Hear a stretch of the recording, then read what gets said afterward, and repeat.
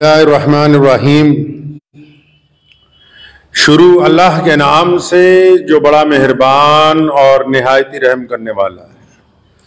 तमाम अस्सलामु अलैकुम वरहमतुल्लाहि वबरकातुहू। अल्लाह पाक रब्बुल इज़्ज़त किस बंदे को पसंद नहीं करता? आपकी नमाज, रोज़ा, हज, ज़कात, किसी भी काम की अगर आपका एक अमल अच्छा नहीं है तो वो क्या अमल है, इसके बारे में बता रहे हैं हज़रत मौलाना शाही इमाम लुधियानवी। पूरे बयान को आपने सुनना है। चलिए हम भी बयान सुनते हैं। सूरह फातिहा पढ़ते हो, दरूद शरीफ पढ़ते हैं। सूरह फातिहा और दुरूद पाक पढ़ लीजिए। औज़ु बिल्लाहि मिनश शैतानिर रजीम। बिस्मिल्लाहिर्रहमानिर्रहीम। अल्हम्दुलिल्लाहि रब्बिल आलमीन अर्रहमानिर रहीम मालिकी यौमिद्दीन। इय्याका नअबुदु व इय्याका नस्तईन। इय्याका नअबुदु व इय्याका नस्तईन। इय्याका नअबुदु व इय्याका नस्तईन। इहदिनस सिरातल मुस्तकीम सिरातल लज़ीना अनअमता अलैहिम गैरिल मग़दूबि अलैहिम वलद्दाल्लीन। आमीन। दुरूशी पढ़िए। अल्लाहुम्मा सल्लि अला मुहम्मद व अला आलि मुहम्मद कमा सल्लैता अला इब्राहीम व अला आलि इब्राहीम इन्नका हमीदुम मजीद। अल्लाहुम्मा बारिक अला मुहम्मद व अला आलि मुहम्मद कमा बारकता अला इब्राहीम व अला आलि इब्राहीम इन्नका हमीदुम मजीद। अल्लाह के प्यारे नबी हज़रत मोहम्मद रसूलुल्लाह सल्लल्लाहु ताला अलैहि वसल्लम ने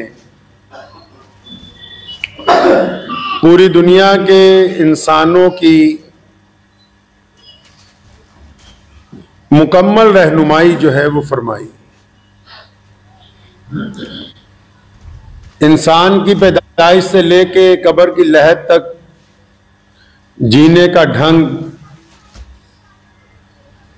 तमाम चीजें बड़ी तफसील के साथ बयान की गई। एक बंदा जो नमाजी है, रोजेदार भी है, ज़कात भी देता है, हज भी करके आया,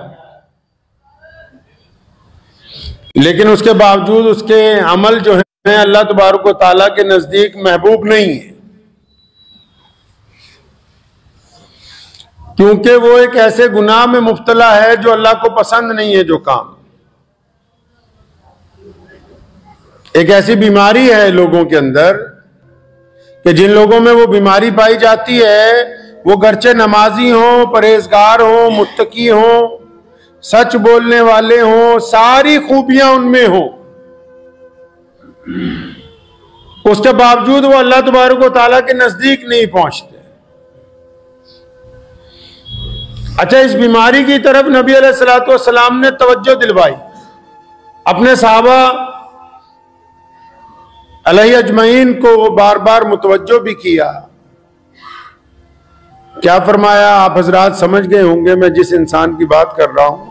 नबी अलैहिस्सलातु वस्सलाम का फरमान है कि कंजूस आदमी जो है, जो बखील है, जिसको अल्लाह तबारक व तआला ने सब कुछ दे रखा है, उसके बावजूद इस वीडियो को ज्यादा से ज्यादा शेयर, उसका माल जो है उसकी तिजोरी की बजाय उसके दिल में भी बैठ गया। चैनल पर नए तो उसका सरमाया, उसकी जायदाद अपनी जगह होने के बावजूद उसके दिल के अंदर इस तरह बैठ गई है कि अल्लाह के रास्ते में खर्च करते हुए, किसी गरीब को कुछ देते हुए, किसी अजीज को कुछ देते हुए वो खौफ महसूस करता है कि मेरा माल कहीं कम ना हो जाए।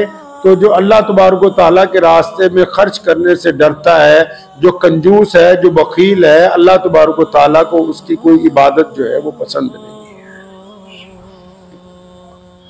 एक बहुत अच्छा इबादत गुजार आदमी क़यामत वाले दिन मैदान में फंस जाएगा, और एक आम सा इबादत गुजार और जिसने कुछ गुनाह भी कर रखे होंगे क़यामत वाले दिन बड़ी तेजी से जन्नत की तरफ जाएगा। क्यों?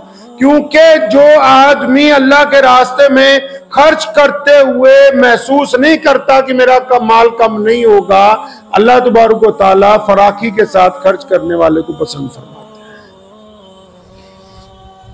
अब ये कंजूसी एक ऐसी बीमारी है, इमाम अबू हनीफा रहमतुल्लाह अलैह ने लिखा है कि और नमाज पढ़ा के जब फारिग हुए तो पीछे देखा कि एक साहब जो हैं उनके कपड़े बड़े खराब हैं, बहुत पुराना लिबास पहना हुआ है। तो उन्होंने अलहदा ले जाके उनको, क्योंकि जब किसी को नसीहत की जाती है, नसीहत का भी नबी अलैहिस्सलातु वस्सलाम ने मियार तय किया। जो अवामी नसीहत होती है वो तमाम लोगों के लिए मेंबर रसूल सल्लल्लाहु अलैहि वसल्लम से अहकामात जारी होते हैं, और जो जाती तौर पर किसी को नसीहत की जाती है उसके लिए ये अहकामात तय किए गए कि अलहदा से वक्त निकाल के लोगों से हट के गुफ्तगू की जाए। बाज़ हज़रात जो नसीहत देने के लिए तैयार होते हैं आजकल, तो वो आम मस्जिदों में आप देखेंगे अगर कोई नमाजी कुछ दिनों बाद आता है तो उसको जोर से कहते हैं, अच्छा मियां आज तुम कैसे आ गए भाई, बड़े दिनों बाद आए। तो वो नसीहत नहीं है, वो ताना है, वो बेइज्जती है, वो दूसरे के दिल को तकलीफ पहुंचाना है, अपनी बड़ाई बयान करने की कोशिश करना और दूसरे को हकीर समझने की कोशिश करना। तो हजरत इमाम अबू हनीफा ने उस बंदे को अलहदा बुलाया और पूछा, भाई तेरे कपड़े बड़े पुराने से लग रहे हैं और बड़े घिसे हुए हैं, तो मैं तुम्हें नए लिबास दिलवा देता हूं, अच्छे कपड़े पहन लो। तो उस बंदे ने हैरत की बात बताई, इमाम साहब को कहने लगा, जनाब वो जो आपका कपड़े का शोरूम है ना, उसके साथ वाला जो है उसका मालिक मैं ही तो, वो उसका मालिक मैं ही हूं। और मैं अल्लाह अकबर, अल्लाह तेरे पे रहम कर दे। जब अल्लाह ताला ने अपनी नेमतें दे रखी हैं, अल्लाह तबारक व तआला ने अपनी नेमतों से तुम्हें सरफराज कर रखा है, और उसके बावजूद तुम उन नेमतों का इजहार नहीं करते। अल्लाह ने आपको खुशहाली अता की है, तुम खर्च करने से डरते हो, बीवी पे खर्च करने से डरते हो, बच्चों पे खर्च करने से डरते हो, या सिर्फ अपने पे खर्च करते हो। और जो लोग मुस्तहिक हैं तुम्हारे माल के, जिनमें तुम्हारे कुराबतदार, तुम्हारे अजीजो अकारिब, तुम्हारे पड़ोसी शामिल हैं, जो मोहताजी की जिंदगी गुजार रहे हैं, अगर तुम उनकी मदद नहीं कर सकते तो फिर इस माल का तुम्हारे पास होना ना होना एक बराबर है। क्योंकि आज तक की तारीख, दुनिया में आज तक का इतिहास ये कहता है कि जिन लोगों ने बैंकों में माल जमा करके रखा, जिन्होंने बड़े बड़े महलों में तिजोरियां बना के माल छुपाया, जिन लोगों ने अपना सरमाया इकट्ठा किया और सारी जिंदगी खर्च नहीं किया, उनके मरने के बाद उनकी औलादों ने उस माल पर वो अय्याशियां की, वो बदमाशियां की कि मरने के बाद भी वो माल उसके लिए वबाले जान बन गया कि तेरा माल लेके अब पीछे तेरी औलाद जो है उससे गलत काम कर रही है, मरने के बाद भी वबाले जान बन गया। क्या अच्छा होता कि उसको सही वक्त पर सही जगह खर्च करते आप। प्यारे नबी सल्लल्लाहु अलैहि वसल्लम के मुताल्लिक हज़रात सहाबा इकराम रज़ी अल्लाह तआला अन्हु फरमाते हैं कि रसूलुल्लाह सल्लल्लाहु अलैहि वसल्लम तेज जो हवा चलती है उससे ज्यादा फयाज थे। कुर्बान जाऊं, रसूलुल्लाह सल्लल्लाहु अलैहि वसल्लम पर एक एक नुक्ता जिंदगी का सिखा दिया पूरी दुनिया के इंसानों को। एक साहब आए, या रसूलुल्लाह कुछ दीजिए। सोने रसूल ने जब उनको कुछ दिया ना, तो आगे से उसने जरा कड़वी बात कह दी। आप लोगों की जिंदगी में भी ऐसा हुआ होगा, जब कुछ दिया, जब किसी चौधरी को चले जाओ तो उसी बड़े बंदे को बंदा सोच के जाता है कि चलो ये 1-2 लाख रुपया मस्जिद में, मदरसे में या मेरी मदद कर देगा। अब वो अगर थोड़ी सी चीज दे दे तो बंदा सोचता है जनाब हम तो बड़ी उम्मीद लगा के आए थे, हम तो बड़ी उम्मीद से आए थे कि आप तो बहुत ज्यादा देंगे। अब आप क्या करते हैं? अगर कोई आदमी आपके पास इस उम्मीद से और अल्लाह ने आपको दे रखा है, आप उसको कुछ देते हैं ना, आगे से वो साहिल कहता है कि यार हमने तो बड़ी उम्मीद लगा रखी थी कि आप ज्यादा देंगे, तो हम लोग क्या करते हैं, अब अगर ये भी वापस दे, ये भी वापस कर, अपनी कमजोरी दिखाते हैं। रसूलुल्लाह सल्लल्लाहु अलैहि वसल्लम ने यह भी सिखा दिया। जब एक शख्स ने आके सवाल किया, या रसूलुल्लाह कुछ दें, आप सल्लल्लाहु अलैहि वसल्लम ने दिया, उसने कहा नहीं मुझे तो बड़ी ज्यादा उम्मीद थी। नबी अलैहि सलाम ने उसका हाथ पकड़ा, अपने घर तशरीफ ले गए, इतना सामान मंगवा के दिया कि 3-4 गठरियां भर गई। कुर्बान जाऊं रसूलुल्लाह सल्लल्लाहु अलैहि वसल्लम पर। तभी तो दुनिया के तमाम बड़े कायदीन ने कहा कि कायनात में अगर इंसानों की सोच तब्दील करने के लिए कोई जात आई है, कायनात में इंसानों की बिगड़ी हुई रविश को अगर किसी ने दुरुस्त किया है, कायनात में इंसानों में किसी ने अगर बराबरी पैदा की है, अगर बिगड़े हुए मिजाज को नरमी के अंदर किसी ने ढाला, अगर किसी ने बादशाही में फकीरी को इख्तियार किया, तो सिर्फ और सिर्फ मोहम्मद रसूलुल्लाह।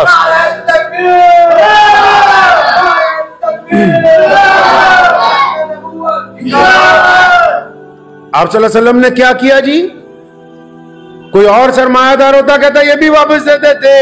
इतना दिया कि वो जब बाहर आया सहाबा इकराम में, तो उसने कहा कि खुदा की कसम है सहाबा, ए मोहम्मद रसूलुल्लाह सल्लल्लाहु अलैहि वसल्लम की पैरवी करने वाले लोग हो, मैंने इतना ज्यादा करीम कभी किसी को नहीं पाया कि जिस पर अगर कोई एतराज भी कर दे तो उससे ज्यादा दे दे। तो क्या समझाया हुजूर सल्लल्लाहु अलैहि वसल्लम ने कि हम दूसरों की सोच को अपने कुव्वत अमल से तब्दील कर देते हैं। इसीलिए तो कहा कि कंजूस जो है अल्लाह से दूर है, फरमाया जो सखी है वो अल्लाह के करीब है, सखी है जन्नत के करीब है, सखी का छोटी इबादत भी अल्लाह को ज्यादा कबूल है। हम लोग कंजूसी करते हुए अगर किसी की जमीन, आजकल जमीनों के भाव बढ़ते हैं पूरी दुनिया में, किसी की जमीन सड़क के किनारे आ जाए जो कभी 1 लाख रुपए की भी ना हो, जब वो 1 करोड़ की हो जाए फिर 20 मौलवियों को फतवा पूछते फिरते हैं कि जी करोड़ रुपए की ज़कात जो कुछ हो सकता है कि नहीं हो सकता है। सूद के निजाम को खत्म करने के लिए रसूलुल्लाह ने ज़कात अता फरमाई है उम्मत को। आप जाएं 1450 साल पहले की दुनिया को देखें, पूरी दुनिया में आज मुसलमानों की अक्सरियत सूद के निजाम से इसलिए बची हुई है क्योंकि पहले जो बंदा सूद लेता था वो नहीं चुका सकता था, उसका बेटा नहीं चुका सकता था, पोता नहीं चुका सकता था। होता यह था कि उसकी जायदाद, जिम्मेदार की जायदाद सूदखोर अपने पास ले जाते थे। मोहम्मद रसूलुल्लाह ने, अल्लाह ने सूद को हराम करार दिया और खूबसूरत निजाम दिया। फरमाया कि हमने ज़कात देनी है, 2.5% पैसा देना है, 1 करोड़ पर 2.5 लाख देना, 1 लाख पर 2500 देने। और देने किसको है? हुक्म होया जो करीब के लोग गरीब हैं, मुस्तहिक हैं, उनको देने हैं। ऐसी चोट मारी सूद के निजाम पर, ज़कात को लाके खड़ा कर दिया दरमियान में कि देने वाले का माल भी पाक हो गया और जिस तक पहुंचाया जा रहा उसके घर के अंदर भी रिस्क पहुंच गया। ये पूरी दुनिया में जो यहूदी निजाम चल रहा है ना, ये सिर्फ सूद के बल पे चल रहा है। हम लोगों ने जो नया काम पकड़ लिया, सब नहीं, चाहे वो किसी मजहब से ताल्लुक रखते हो कि कुछ भी सामान लेना है चलो उसको फाइनेंस करके उधार ले लो, उधार ले लो। कितना कर्जा अपने ऊपर चढ़ाओगे? खुददारी की जो जिंदगी है उसके जैसा मजा कहीं नहीं। जो लज्जत आजादी में, खुददारी में है, उसके जैसी लज्जत कहीं नहीं। कितना कर्ज लेके गाड़ियां खरीदोगे, मोटरसाइकिल खरीदोगे, फ्रिज खरीदोगे, टीवी खरीदोगे, एसी खरीदोगे, लेकिन उस एसी की हवा में इसलिए रात को नींद नहीं आती कि महीने के बाद 20 चीजों की किस्त देनी है। ऐसे कर्जे का कोई फायदा होने वाला नहीं है। रसूलुल्लाह के पास एक शख्स आए थे ना, आप अल्लाह के नबी सल्लल्लाहु अलैहि वसल्लम को जब पढ़ेंगे आपकी रूह तक मुनव्वर हो जाएगी। रसूल करीम सल्लल्लाहु अलैहि वसल्लम के पास एक सहाबी आए, या रसूलुल्लाह कुछ भी नहीं मेरे पास, मेरी मदद करें। क्योंकि सहाबी थे ना। अम्मी आयशा रज़ियल्लाहु ताला अन्हा को तो कहा कि जो मांगने आए वापस नहीं लौटाना, और खुद भी जब भी कोई आया रसूलुल्लाह सल्लल्लाहु अलैहि वसल्लम ने दे के भेजा। लेकिन जब एक अपना सहाबी आया, वो आया जिसने रसूलुल्लाह से इश्क है, जो रसूलुल्लाह सल्लल्लाहु अलैहि वसल्लम का करीबी है, जब आके कहा या रसूलुल्लाह मुझे कुछ दें, मेरी मदद करें। फरमाया तेरे पास है क्या? फरमाया या रसूलुल्लाह बस एक चादर है, एक लोई है मेरे पास, जो रात को ओढ़ लेता हूं, बिछा लेता हूं, बैठ जाता हूं। फरमाया लाओ। नबी अलैहिस्सलाम ने उस लोई को पकड़ा, मजलिस में उठाई। फरमाया कोई है जो इसकी कीमत दे दे? फटी हुई लोई, पुरानी लोई, मिट्टी से हटी हुई लोई, उसकी क्या कीमत हो सकती है? लेकिन क्योंकि रसूलुल्लाह के हाथ में है, 2 दिनार साहबा ने दिए।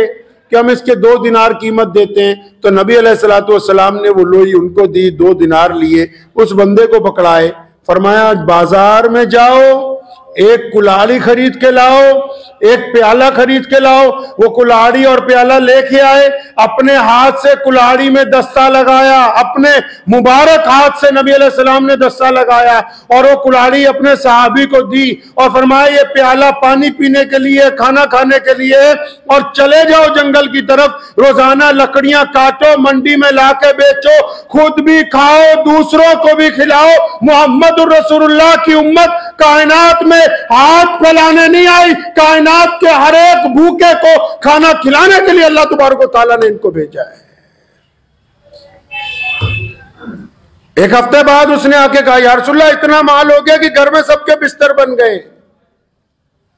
आज भी पूरी दुनिया में सबसे ज्यादा चैरिटी, सबसे ज्यादा एनजीओ मुसलमानों के पास है, क्योंकि अल्लाह के नबी सल्लल्लाहु अलैहि वसल्लम ने हमें यह तरबियत दे दी कि हम खुद भी खाते हैं, दूसरों को भी खिलाते हैं। और इसके दरमियान जो मुसलमान कंजूस हैं उनके लिए वईद कही गई, उनको तंबीह की गई, उनको खबरदार किया गया कि नमाज पढ़ते हो कंजूसी करते हो, नमाज पढ़ते हो गरीब को पैसे नहीं देते, नमाज पढ़ते हो घर वालों पे खर्च नहीं करते, कोई कबूल नहीं ऐसी नमाज जब तक तुम अपनी कंजूसी नहीं छोड़ देते।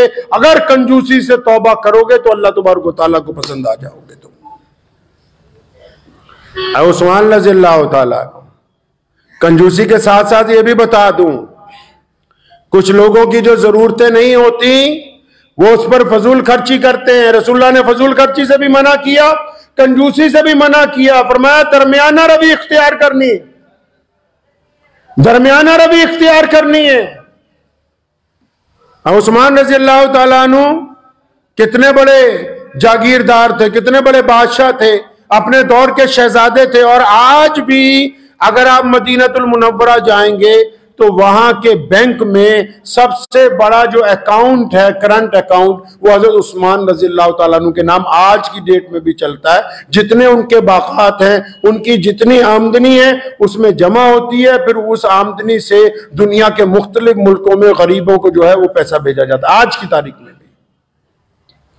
उस्मान रज़ियल्लाहु तआला अन्हु के मुतालिक लिखा है, जब से हजरत अबू बकर खलीफा थे, सुनिए, अगर अल्लाह ने आपको दौलत दी है इसलिए नहीं दी कि अय्याशी करते फिरो, इसलिए नहीं दी कि शराबें पीते फिरो, इसलिए नहीं दी कि बहुत ज्यादा महंगी गाड़ी में बैठ के किसी गरीब के कपड़ों पर कीचड़ उछालते हो जाओ, इसलिए नहीं दी कि बहुत ज्यादा महंगे कपड़े पहन के किसी गरीब से हाथ ना मिलाओ, इसलिए नहीं दी कि प्लेट में आधा खाना छोड़ दो।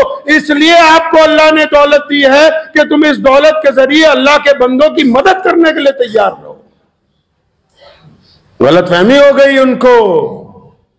नबी अलैहिस्सलातु वस्सलाम घर में तशरीफ लाए, रोटी का टुकड़ा गिरा हुआ था, आप सल्लल्लाहु अलैहि वसल्लम ने उठाया, उसको झाड़ा, साफ किया, उसको तनावुल फरमाया, खाया उसको। हम सब की माँ अम्मी आयशा रज़ियल्लाहु तआला अन्हा मौजूद थी। बड़ी तारीखी बात, नबी अलैहि सलाम ने तो जो फरमाया है ना उसका तो मतलब नेवल बदल कोई नहीं है। फरमाया आयशा ये रिज़्क इज्जतदार चीज है। क्या है ये? इज्जतदार चीज है रिज़्क। अगर ये किसी से छिन जाए तो फिर वापस नहीं आता। अगर लोग इसकी इज्जत ना करें तो फिर वापस नहीं आता। जो लोग रिज़्क की बेकदरी करते हैं, जो लोग दौलत की बेकदरी करते हैं, फिर नहीं आती ये, क्योंकि इज्जत का ही तो मामला है सारी दुनिया में फंसा हुआ। अबू बकर सिद्दीक रज़ियल्लाहु तआला अन्हु खलीफा थे। एक साहब यमन से चले, उनके ऊपर कर्जा था 3000 दिनार का, बहुत बड़ी रकम। 3000 दिनार उस दौर के आज के 30 करोड़ रुपए समझिए, बहुत बड़ा जिम्मेदार था, उस पर कर्जा हो गया 3000 दिनार का। सीधा मदीने पहुंचा, अबू बकर सिद्दीक खलीफा थे। आके जब अपनी फरियाद लगाई तो उन्होंने माजरत की कि आजकल मेरे हालात नहीं अच्छे, लेकिन तुझे मैं एक जगह बताता हूं, तू वहां चला जा, जाते ही तेरा काम हो जाएगा। अब उस्मान रज़ियल्लाहु तआला अन्हु के घर का पता बता दिया, भी वहां चले जाओ। अब वो फरियादी जब हज़रत उस्मान बिन अफ़्फ़ान रज़ियल्लाहु तआला अन्हु के घर पहुंचा, जब वो दरवाजे पर पहुंचा, अभी उसने सलाम भी नहीं किया तो दरवाजे के अंदर से हजरत उस्मान रज़ियल्लाहु तआला अन्हु की आवाज आ रही है, अपने किसी बेटे को डांट रहे हैं और फरमाया तुमने यार फजूल खर्ची मचा रखी है घर में, ये दूध में शहद मिला मिला के पीते हो, दूध भी मीठा शहद भी मीठा, एक वक्त में एक चीज इस्तेमाल किया करो। तो वो बंदा कहता है कि मैं दरवाजे पे खड़ा था तो मैं सोचने लगा कि ये खलीफा ने जिसके घर भेज दिया ये तो अपने बच्चों को दूध और शहद में डांट रहा है, मेरे 3000 दिनार कहां दे देगा ये। तो उसने दरवाजे से जब सलाम किया तो हज़रत उस्मान रज़ियल्लाहु तआला अपने साहबजादे को उस दौरान डांटते रहे। तो जो बड़े होते हैं उनकी पहचान भी बड़ी होती है। आजकल कुछ लोग कपड़े पहन के बड़ा बनना चाहते हैं, कुछ लोग अच्छी गाड़ी में बैठ के बड़ा बनना चाहते हैं, कुछ लोग बदतमीजी करके बड़ा बनना चाहते हैं। किसी ने कहा ना कि वो जनाब फलां साहब बड़े बड़े हो गए, और मैं क्यों, क्या आप अच्छा बोलने लगे हैं? अब उनको नाराजगी की जगह गुस्सा नहीं आता। बड़ा बंदा अपने कद की वजह से नहीं बनता, अपनी चमड़ी की वजह से नहीं बनता। सैयदना बिलाल रज़ियल्लाहु तआला अन्हु का रंग काला है और वो हबशी हैं और पांव में जूती नहीं है, कपड़े फटे हुए हैं, लेकिन अल्लाह ने उनको मुअज्जिन रसूल बनाया और रसूलुल्लाह ने फरमाया कि बिलाल कि जब मैं क़यामत के दिन जन्नत में दाखिल होऊंगा तो तू तो मुझसे भी आगे होगा। साहबा ने कहा या रसूलल्लाह ये कैसे? फरमाया जिस ऊंट पर मैं सवारी करूंगा उसकी मुहार बिलाल ने पकड़ी होगी। तो बड़े होते हैं। अगर बड़ा बनना चाहते हैं तो अपने मिजाज में आजिज़ी लानी होगी, अपनी जुबान से नफरत को निकालना होगा। तो उस्मान ने जब दरवाजा खोला ना, बड़ी कीमती बात कही, क्योंकि बड़े हैं। कहने लगे ओ भाई अल्लाह के वास्ते माफ कर दे, तुझे बाहर जरा चंद मिनट इंतजार करना पड़ा, मैं अपने बच्चों को कोई बात समझा रहा था। अपनी बैठक खोली जिसको ड्राइंग रूम कहते हैं। उस्मान रज़ियल्लाहु तआला की कोठी पे गया था, बिठाया तो अपने खादिम को बुलाया, फरमाया मेहमान है कुछ खाने के लिए लाओ। तो मेहमान जो है उसके लिए जो खादिम जो है वो खजूरों का हलवा लेके आया, दूध लाया, दूध में शहद मिला के लाया। तो मेहमान कहता है मैं सोचने लगा अपने बेटे को तो डांट रहे थे कि दूध में शहद मिला के ना पियो, मुझे तो 3-3 चीजें इकट्ठी मीठी दे रहे हैं। तो अक्सर लोगों के दिल में सवाल आने लगते हैं, कहीं जाते हैं तो 200 सवाल दिन में होते हैं, भी ये भी पूछ लें वो भी पूछ लें। तो कहने लगे जब मैं दूध पी चुका, हलवा खा चुका, तो अभी मैं कुछ पूछने ही लगा था, तो अपने फिर खादिम को बुलाया, फरमाया वो जो इस मेहमान के लिए हमने ऊंट तैयार किया है वो लेके आओ।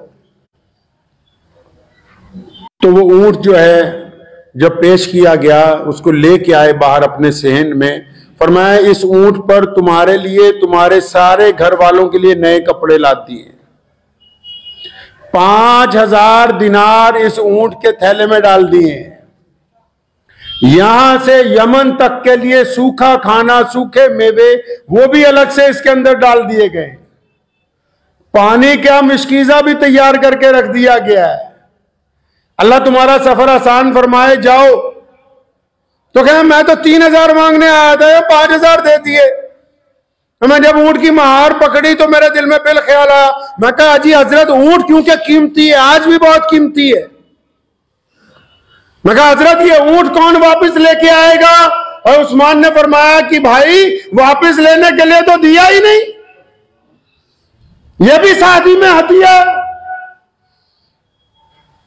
तो कहने लगा फिर कि हजरत अच्छा एक बात तो बता दो, आपको हजरत अबू बकर ने पैगाम भेज दिया था? और फरमाया भाई ज्यादा बातें नहीं किया करते, काम हो गया है, बस अल्लाह का नाम लो जाओ। जब ऊंट पे सवार होने लगा फिर थोड़ी सी खुजली हुई, कहने लगा जी हजरत एक बात और बता दो। वह भाई पूछ ले जाते जाते क्या मसला है। बाद हजरात को मसले बहुत पूछने का शौक होता है। इमाम अबू हनीफा के पास एक साहब गए, कहने लगे जी मुंह धोता हूं जब वजू करता हुआ, जब दाढ़ी में खलाल करता हूं 2-3 दफा कर ले तो वजू हो गया? फरमाया हो गया। फरमाया मेरी तसल्ली नहीं होती। फरमाया फिर ऐसा किया कर रात को इसे बाल्टी में भिगो दिया कर, सुबह निकाल दिया कर। कई लोगों को आदत होती है कि नहीं मसले पे मसला ही पूछना है। वो कहता मैं फिर हजरत उस्मान के पास गया कि हजरत बस आपसे एक बात पूछनी थी। फरमाया अच्छा पूछ ले भाई।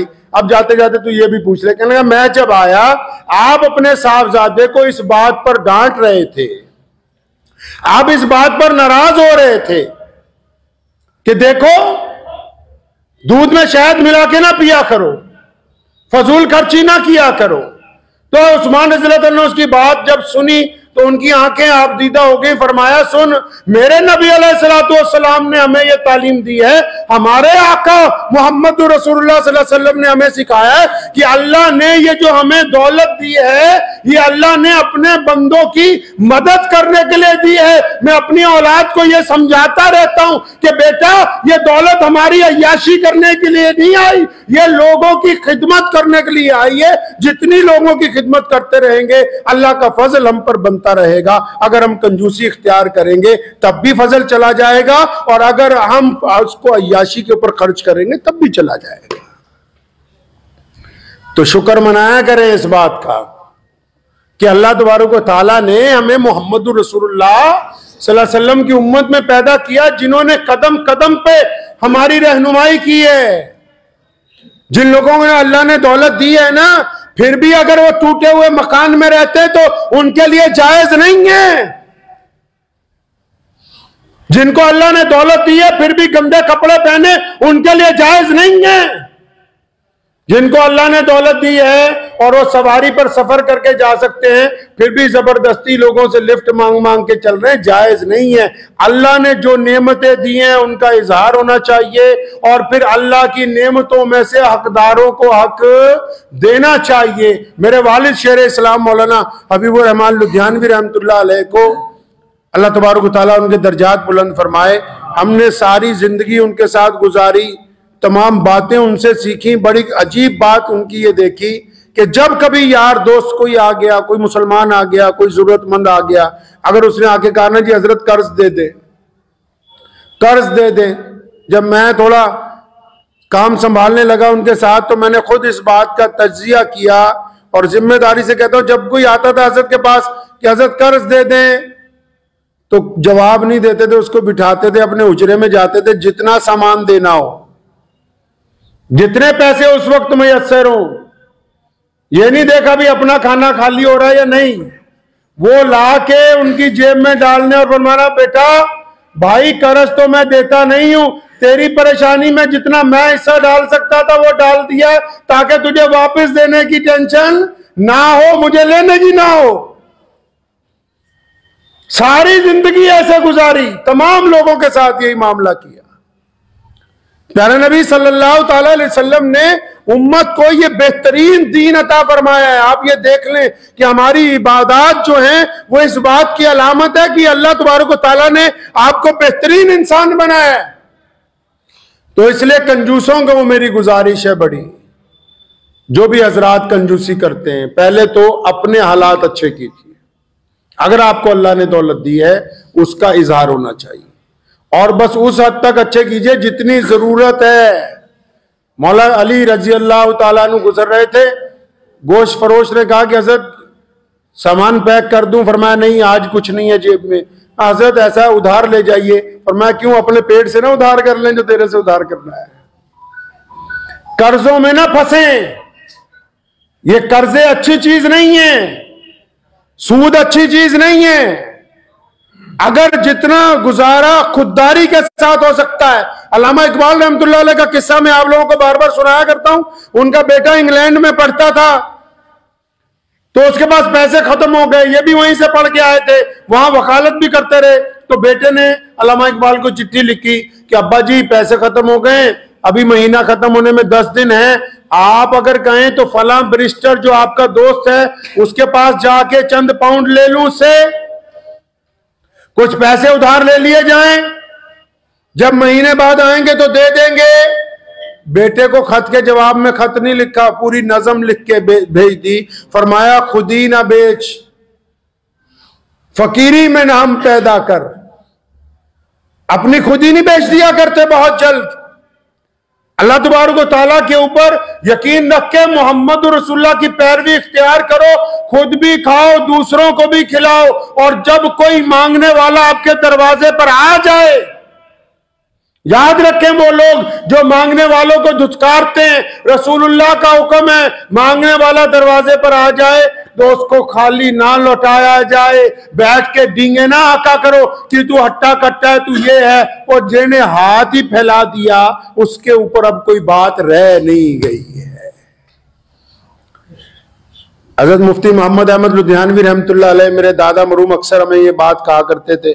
अक्सर बहुत सारे लोग बार बार आते थे, असी के अब्बा जी रोज आ जाता है। और फरमाया खुदा दा शुक्र नहीं, अल्लाह ने सानू देन वाले च रखे, लैन वाले च नहीं रखा है जी। खुदा का शुक्र नहीं, अल्लाह ने आपको देने वालों में रखा है, लेने वालों में नहीं रखा। वरना कोई हम पीछे से लिखवा के आए हैं कि हम अच्छी खाना खाएंगे। लोग सड़क के किनारे सोते हैं कि नहीं? लोग अस्पतालों में मौत का इंतजार करते हैं कि नहीं? लोग कैद खानों में सिसकते हैं कि नहीं? लोग एक्सीडेंट के अंदर हलाक होते हैं कि नहीं? कोई कुछ लिखवा के नहीं लाया। ये अल्लाह की नेमतें हैं कि उसने हमें बेहतरीन जिंदगी अता फरमाई है। तो कदम कदम पर उसका शुक्र इस तरह अदा होगा कि हम किसी भी इंसान को तकलीफ ना पहुंचाएं। कदम कदम पर उसका शुक्र इस तरह अदा होगा। तो दुआ कीजिए कि अल्लाह तबारक व तआला मुझे और आपको कंजूसी से निजात अता फरमाए और फराखी के साथ माल खर्च करने की तौफीक अता फरमाए। व आखिर दावाना अनिल हम्दुलिल्लाहि रब्बिल आलमीन।